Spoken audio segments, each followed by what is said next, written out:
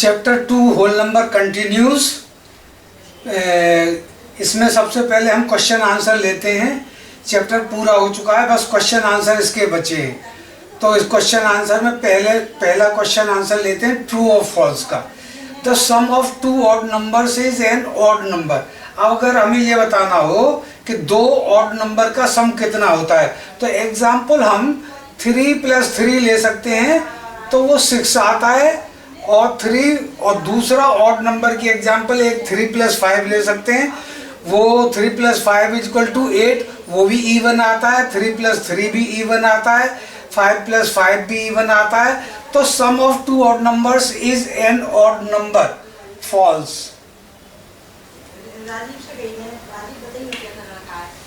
Sum of two odd numbers is always even. The sum of two even numbers is an even number. 2 example लेते हैं। 2 और 2 को अगर हम जोड़ें तो 4 हो जाएगा, 2 और 4 को जोड़ें तब भी 4 हो जाएगा।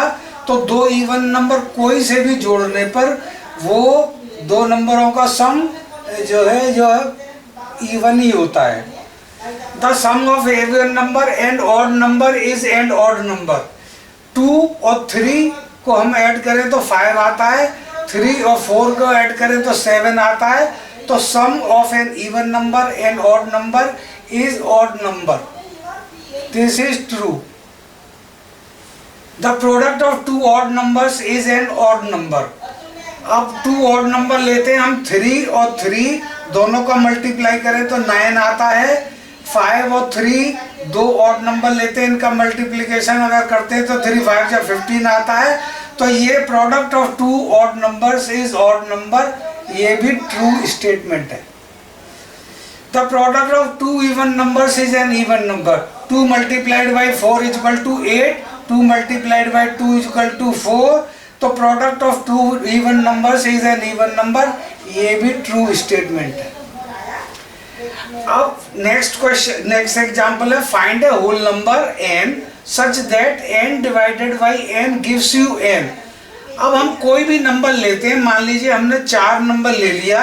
4 को 4 से डिवाइड करें तो 4 1 जा 4, 1 आएगा, n नहीं आएगा, यानी 4 नहीं आएगा। तो किसी भी नंबर को उसी नंबर से n किसी भी नंबर को उसी नंबर से डिवाइड करें तो हमेशा 1 आता है, n नहीं आता। हाँ, 1 एक ऐसा नंबर है जो 1 को अगर हम 1 से डिवाइड करें तो 1 आता है। फाइंड ए होल, तो ये इस क्वेश्चन का आंसर है 1। अब नेक्स्ट एग्जांपल है, which of the following will not represent the zero. इनमें से कौन सा जीरो नहीं हो सकता। 1 + 0 1 होगा, 0 × 0, 0/2 0, 10 - 10 सब्ट्रैक्ट करने के बाद 0 आता है, 0/2 इज फर्दर 0। तो इसकी वैल्यू भी 0, इसकी वैल्यू भी 0, इसकी वैल्यू भी 0। ये एक ऐसा नंबर है जो 0 रिप्रेजेंट नहीं करता। In each of the following pair of numbers on the number line is on the left of the other number. हमें ये बताना है, ये 2 गिवन नंबर हैं, इनमें से कौन सा लेफ्ट पे। तो 530 और 503 में हम नंबर लाइन देखते हैं, ये 500 है। हमने 20 का स्केल लिया है, 500, 520, 540। 503 करीब यहाँ आता है, 530 यहाँ आता है। तो 503 is to the left of 530। 503 is to the left. And which number is greater, 530 और 503। कौन सा बड़ा है इनमें से, तो 530 इज ग्रेटर देन 503। अब हम दूसरी एग्जांपल लेते हैं 370 और 307 की। एक हम नंबर लाइन बना लेते हैं, 300, 350 एंड 40। 50 का स्केल लेके एक नंबर लाइन बना ली, तो 307 हमारा अप्रोक्सीमेटली 307 जो है 300 के पास लाई करेगा, और 370 करीब 400 के आसपास लाई करेगा। तो 307 कहाँ है, ये टू द लेफ्ट ऑफ 370। ये 307 is on the left. And what is the relation between two number. इन नंबरों में रिलेशन क्या है, 370 307 से बड़ा है। 307 is greater than 302. अब राइट 3 प्रेडेसेसर ऑफ 10,001.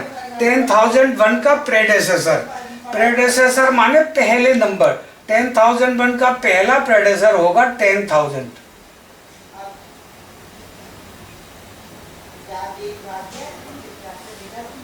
This is 10,000. 10,000 से पहला हो गया.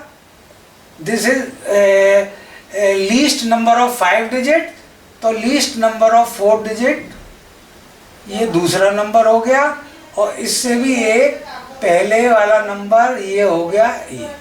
ये 3 प्रेडेसेसर्स हो गए. 3 सक्सेसर ऑफ 10,999. इसके सक्सेसर हो जाएंगे 999. 3 डिजिट का लार्जेस्ट नंबर है, तो इसका सक्सेसर होगा 4 डिजिट का स्मॉलेस्ट. ये है 4 डिजिट का स्मॉलेस्ट, और 1 हमें यहाँ पे लगाना है. तो ये हो गया 11,000. 11,001 एंड 11,002. ये आगे के 3 नंबर सक्सेसर नंबर हो गए. Find the sum by suitable arrangement. ये एक सम है, हमें इसमें सुटेबल अरेंजमेंट चूज करना है. तो इसका सम क्या होगा? तो सुटेबल अरेंजमेंट करने के लिए ये 2 नंबर देखते हैं. ये 52, ये 48, दोनों का सम 100 हो जाएगा. तो हम इसको जोड़ लेते हैं. 18 और 16 34 और 100 ये, यानी 3. This is combination is 1852 plus 1648 plus 653 plus 547. अब इस सम पर आते हैं. Find the sum of this and this. 34,876 and 9,999. तो 34,876 रहेंगे, ऐसे ही रखेंगे. 9,999 को जो है हम 10,000 - 1 कर देंगे. यहाँ 10,000 - 1 करने के बाद 10,000 अगर 34,876 में हमने जोड़ दिया तो ये आता है 44,876. 44,876 में से हमें सिंपली -1 करना है. तो आंसर विल बी 44,875. अब एक अगला सम आता है बड़ा इंटरेस्टिंग. इसमें पूछ रहा है फाइंड द सम ऑफ 1 2 3 4 96 97 90. इसका कम्बिनेशन हम बनाते हैं. तो ये कम्बिनेशन बेस्ट बनता है 1 का 99 के साथ प्लस 2 का 98 के साथ. सॉरी, दूसरा कम्बिनेशन बनता है 2 + 98. और तीसरा कम्बिनेशन बनता है 3 + 97. और चौथा कम्बिनेशन बनता है 4 + 96. और इनका सम आता है 100 + 100 + 100 + 100. तो इसका आंसर है सिंपल 400. Multiply 197 by 54. ये हम कैसे कर सकते हैं इसका मल्टीप्लिकेशन? 197 को तोड़ लेंगे 200 - 3 मल्टीप्लाइड बाई 54. 54 2 जा 2 4 जा 8 2 5 जा 10 110 एंड 20 - 3.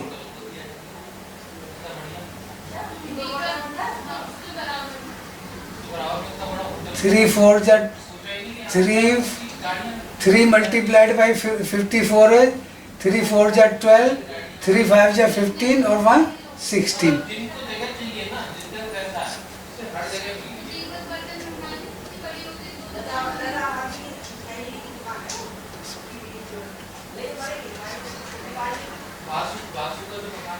हाँ बच्चों, इसमें 200 में 193 को 200 - 3 कर लिया. 54 से मल्टीप्लाई किया. 54 से 200 को पहले मल्टीप्लाई करना है 10,800. 54 को फिर 3 से मल्टीप्लाई करना है. ये आता है 162. 10,800 में से 162 घटा दो तो ये आएगा 10,638. Find the product of 2 into, तो इसका वेस्ट कम्बिनेशन है 2 into 50 equal to 100, 2 into 50 into 1768 equal to 100 into 1768 equal to 176,800.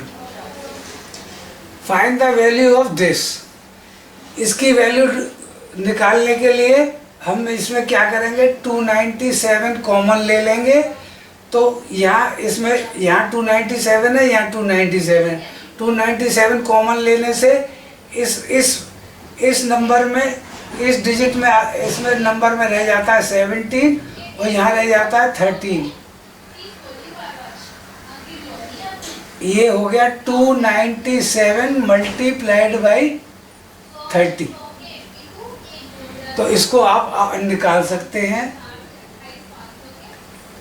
3 सत्ते की 3 27 2